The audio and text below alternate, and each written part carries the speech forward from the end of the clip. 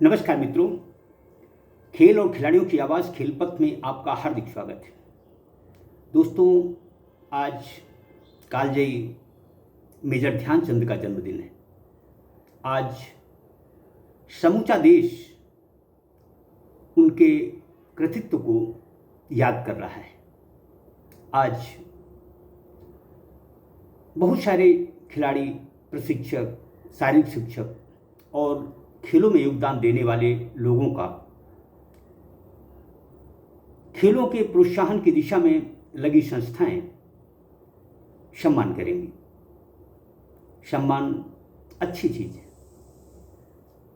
जो लोग खेलों में अपना योगदान देते हैं उनको सम्मानित होने का हक भी है। दोस्तों, खेल दिवस सिर्फ एक औपचारिकता का निर्वहन करने का दिन नहीं है, बल्कि ये दिन हमें बहुत कुछ सोचने के लिए भी विवश करता है। यह बात अलग है कि हम उस पर कितना सोचते हैं, कितना अमल करते हैं। दोस्तों, मेजर ध्यानचंद यानी हॉकी के जादूगर, न भूतो न भविष्यत ध्यानचंद, यानी ध्यानचंद जैसा न कोई पैदा हुआ है न पैदा होगा। यह उनके कृतित्व का कमाल है। हम मेजर ध्यानचंद के कृतित्व की बराबरी नहीं कर सकते, लेकिन हम उनके व्यक्तित्व की बराबरी जरूर कर सकते हैं। उनके व्यक्तित्व में राष्ट्रभक्ति कूट कूट कर समाई हुई थी। आज उनकी जयंती पर समूचा देश उनके कृतित्व का बखान तो कर रहा है, लेकिन व्यक्तित्व के बारे में बहुत कम लोग जानकारी दे रहे हैं। तरह तरह की किंवदंतियां कालजयी मेजर ध्यानचंद के बारे में प्रचलित हैं। हम बचपन से उनके बारे में बहुत कुछ पढ़ते लिखते आ रहे हैं। दरअसल मैं इस पुण्य तारीख पर पंडित विश्वनाथ शर्मा जी का तहे दिल से शुक्रगुजार हूँ। मैं ही नहीं, समूचे राष्ट्र को उनका शुक्रगुजार होना चाहिए। सच कहें तो आज हमारा देश मेजर ध्यानचंद को संभवतः भूल चुका होता, लेकिन सांसद रहे पंडित विश्वनाथ शर्मा ने हॉकी के जादूगर को अजर अमर करने में जो योगदान दिया, उसकी जितनी प्रशंसा की जाए वह कम है। दोस्तों, हम लोग पूर्ववर्ती सरकारों की आलोचना करते हैं, लेकिन हम अपने खेल प्रेमी दर्शकों को बता दें कि जो खेल दिवस आज हम मना रहे हैं, ये कांग्रेस की देन है। मैं उस समय के प्रधानमंत्री नरसिम्हा राव जी, खेल एवं युवा कल्याण मंत्री मुकुल वासनिक जी के साथ पंडित विश्वनाथ शर्मा का दिल से शुक्रगुजार हूँ, क्योंकि उन्होंने ही या उनके प्रयासों से ही आज खेल दिवस के रूप में हम दादा ध्यानचंद को याद करते हैं। दरअसल जब तक दादा ध्यानचंद को भारत रत्न देने की बातें उठाई जाती हैं। दरअसल सचिन तेंदुलकर को जब से भारत रत्न खेलों में दिया गया, तभी से लोग, खेलों से जुड़े लोग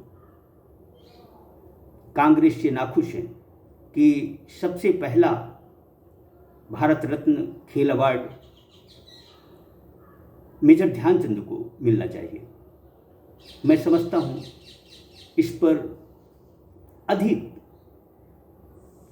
बवेला नहीं मचाना चाहिए। हम ये देख सकते हैं कि इस राष्ट्र में मेजर ध्यानचंद तो कोई दूसरा नहीं हो सकता, लेकिन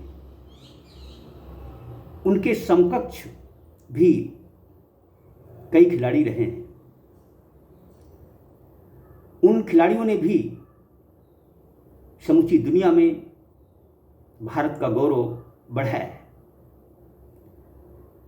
इस कड़ी में मैं कैप्टन रूप सिंह का नाम लेना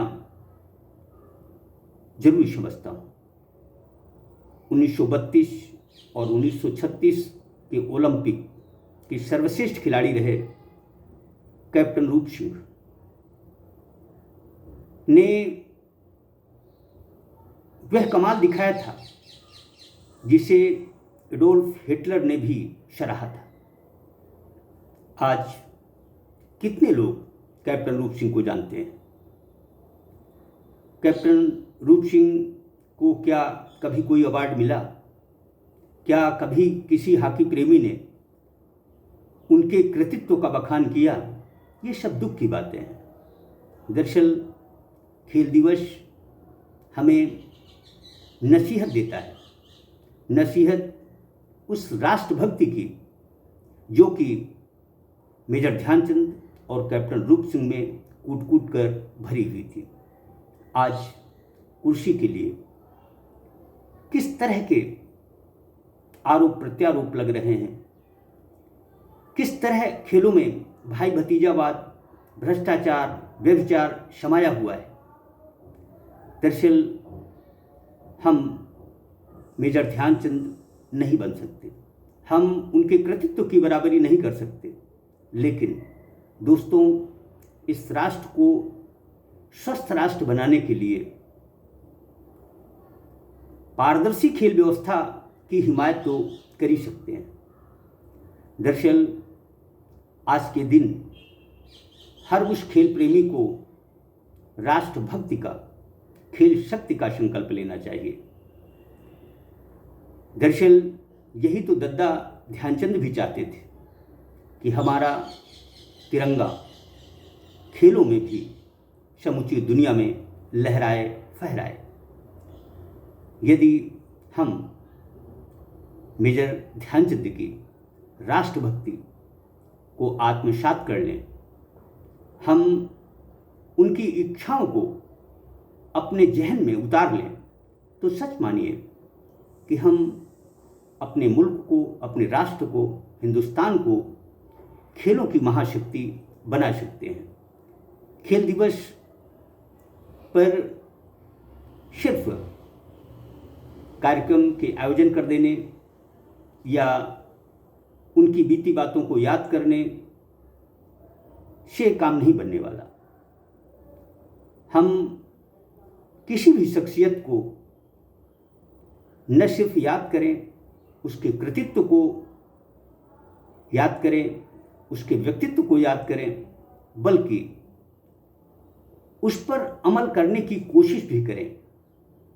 तभी खेलों का कल्याण हो सकता है। वरना खेलों की गंगा, खेलों की त्रिवेणी कितनी गंदी हो चुकी है, ये बताने की ज़रूरत नहीं है। दोस्तों, आज़ादी के 75 साल बाद भी हमारे देश में खेलों की न तो संस्कृति बन पाई है, न खेलों की कोई ऐसी व्यवस्था है जो कि खिलाड़ी को निष्पक्ष सम्मानित होने का मौका देती हो। हर साल हम खेल दिवस के रूप में मेजर ध्यानचंद को याद करते हैं, दद्दा को याद करते हैं, लेकिन उनकी राष्ट्रभक्ति को